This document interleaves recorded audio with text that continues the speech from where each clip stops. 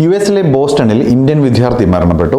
ആന്ധ്രാപ്രദേശ് സ്വദേശിയായ അഭിജിത്ത് പരച്ചരുവാണ് മരിച്ചത്. കണക്ടിക്കറ്റിലാണ് അഭിജിത്തിന്റെ മാതാപിതാക്കൾ. കഴിഞ്ഞ ദിവസമാണ് മരണവാർത്ത പുറത്തു വന്നത്.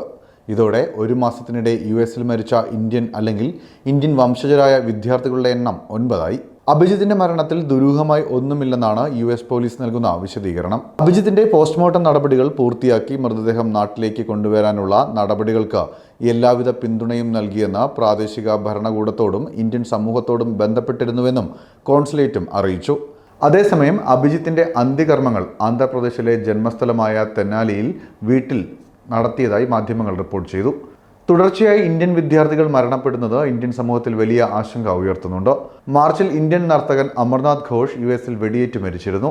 സെന്റ് ലൂയിസിലെ വാഷിംഗ്ടൺ യൂണിവേഴ്സിറ്റിയിൽ നൃത്തത്തിൽ MFA വിദ്യാർത്ഥിയായിരുന്നു. അതിനു മുന്നെയാണ് പാർഡ്യൂ സർവകലാശാലയിലെ ഗവേഷക വിദ്യാർത്ഥി സമീർ കാമത്തിനെ പാർക്കിൽ മരിച്ച നിലയിൽ കണ്ടെത്തിയത്. ഫെബ്രുവരി 5 സംഭവം. വെർജീനിയയിൽ എക്സിക്യൂട്ടീവായി ജോലി ചെയ്തിരുന്ന വിവേക് ചന്ദർ തനേജ തലക്കിടയേറ്റ് മരിച്ചതും ഫെബ്രുവരിയിലാണ്. ജനുവരിയിൽ ഹരിയാന സ്വദേശി വിവേക് സൈനി കൊല്ലപ്പെട്ടു. ജനുവരിയിൽ തന്നെ ഒഹായോയിൽ ശ്രേയസ് റെഡ്ഡി ബനഗറിനെ മരിച്ച നിലയിൽ കണ്ടെത്തുകയും ചെയ്തു. ഇന്ത്യാനയിലെ പെർഡ്യൂ സർവകലാശാലയിൽ നീലാചാര്യ മരണപ്പെട്ടതും ഈ വർഷമാണ്. ഇലിനോയിലെ ആകുലിന്റെ മരണം ഹൈപ്പോതെർമിയാണെന്ന് കണ്ടെത്തിയിരുന്നു.